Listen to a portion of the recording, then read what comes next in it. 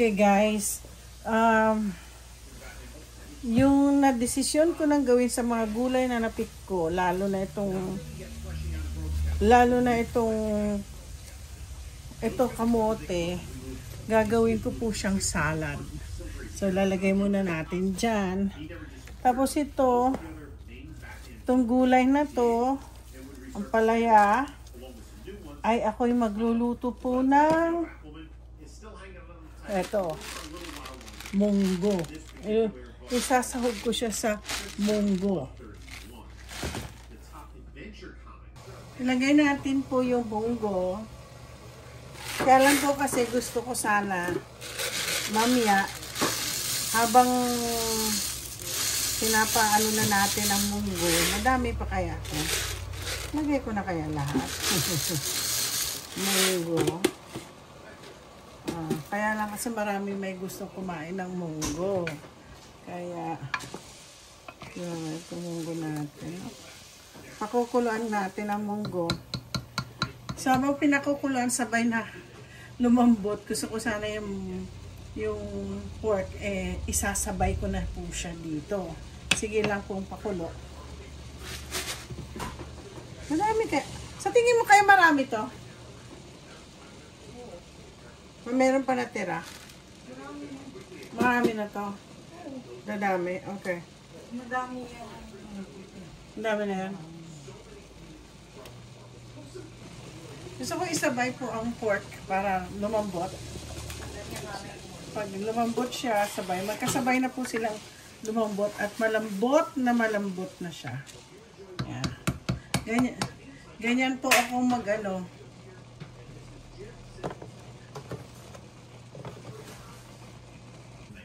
So, habang nagpapakulo tayo naman po ay mag-prep ng mga gulay. Oo, ipe-prep lang po natin mga gulay na yan. Oo. Masarap po ito kahit na amoy niyo yung ano. Ayan po natin yan. Preparation na fresh na fresh po yung gulay, oh. Tingnan niyo po. Do kanina ko pa to na ano, ngayon ko lang kasi lulutuin siya. So, usually these books had 3 short stories that involve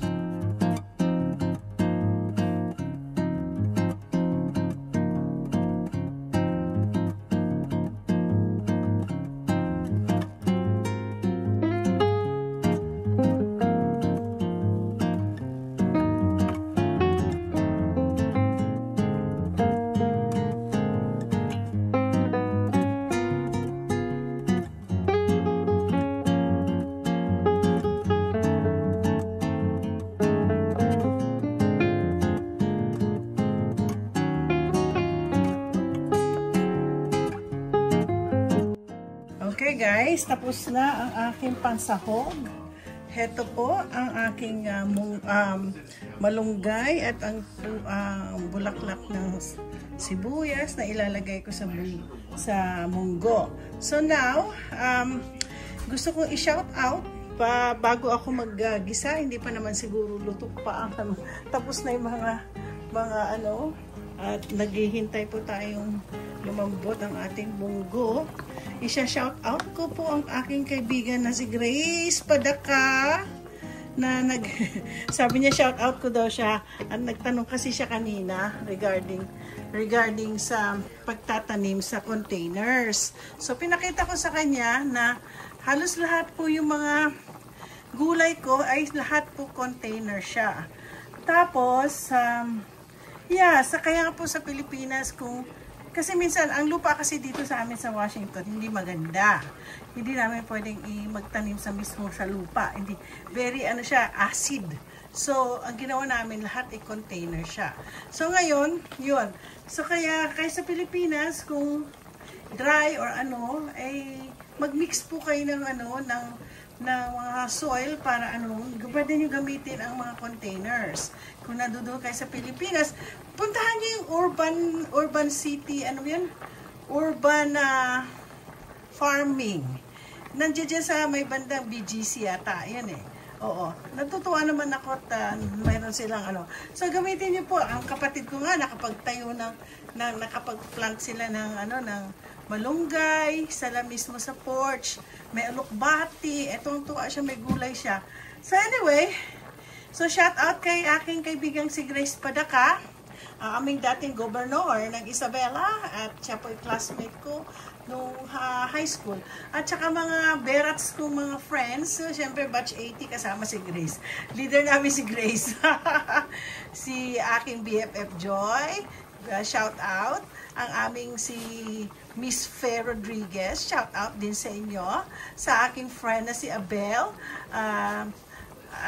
shout out sa iyo at more power sa iyong bagong business, sa karinderya business mo. Dapat i-vlog mo yung iyong embutido. And si Malunggay, si Malu na aking isang BFF din, shout out. Siya ay nag-aalaga sa nanay niya. Sino pa? Si Ami, ang aking friend. Finally, nakapag-Europe siya. Naku, natutuwa ako sa iyo. Ang aking friend din na si Cherry. Shout out din sa inyo. Ay, ay, di ba? Si Mayora, si Luz V. Shout out. Praying for your love life. And meron pa ba ako na-miss? Of course, hindi ko makakalimutan si Teacher Zenny. Ang aking Teacher Zenny, shout out sa inyo. Kung meron po ako nakalimutan, sabihan niyo ako at ma-shout out ko din kayo. Okay? Wala na siguro ako nakalimutan, Okay. Mamaya, hindi pa naman tapos itong niluluto ko. So, ginigisa ko na po yung munggo. Okay.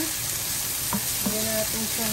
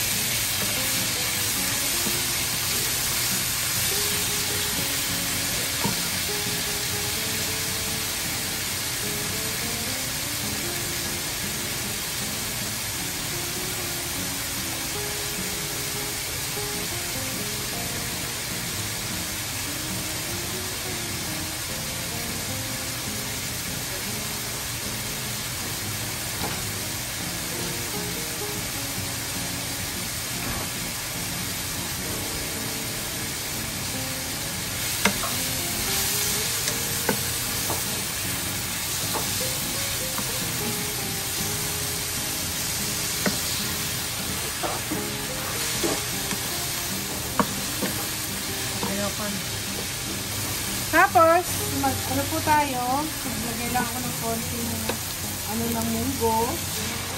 May kanya-kanya style ng paggawa ng munggo.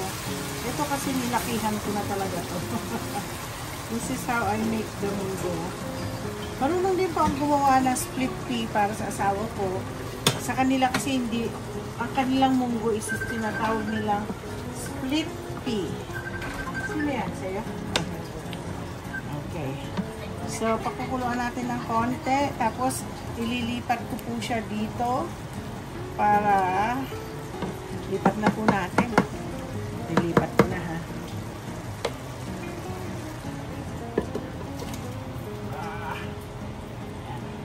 Lilipat natin ito. Dumami siya, di ba? So, yan.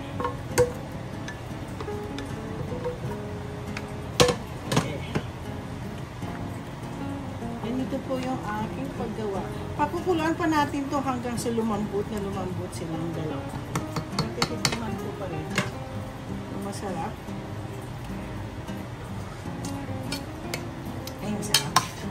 Nilagyan ko na, kalimutan ko lagyan na asin. Nag-ano yung mga flavor, lalo na yung flavor ng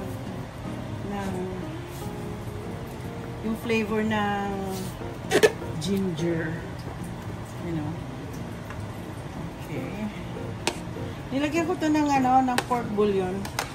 para pang dagdag sa lasa ng baboy. Okay? So ito po ang style ko ng munggo. Diba? Pinakitaan ko na rin kayo ng other style ko ng munggo. So, ito naman another style ng munggo. Kanya-kanya style. So, lalagay na natin ang ating bulaklak. Bulaklak ng City Jail. Bulaklak ng City Jail. Magasa na natin yan. At ang palaya. Leaves na ang palaya. Yeah. So,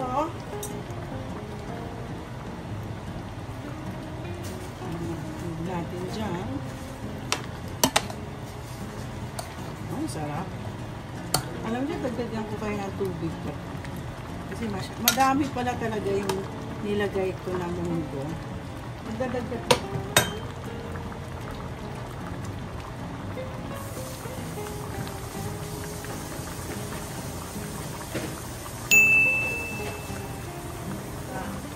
So, kumukulo na po siya. Dagdagan ko ng konti pa.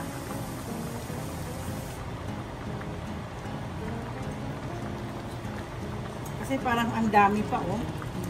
Yan. Oh, masaya. Talaga siyang, para siyang soup na soup. Ano? Yun. Yun ang purpose ng munggo ko. Para siyang purpose. Patik mo nga.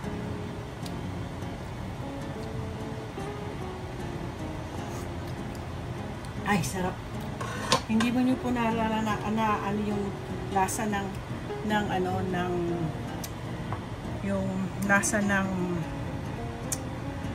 ampalaya leaves. Okay?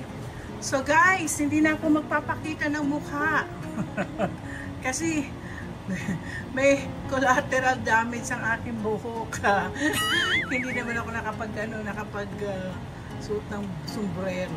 So anyway, don't forget to like and subscribe, and I hope simple lang po. May nagsabi sa akin kung pwede daw po ako magluto ng economical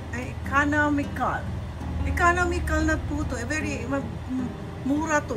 Kasi munggo lang to, tsaka baboy lang naman bibilin nyo. Mga ginger, sibuyas, bawang. Pero most of the gulay came from my garden. Okay? So like and subscribe. Salamat!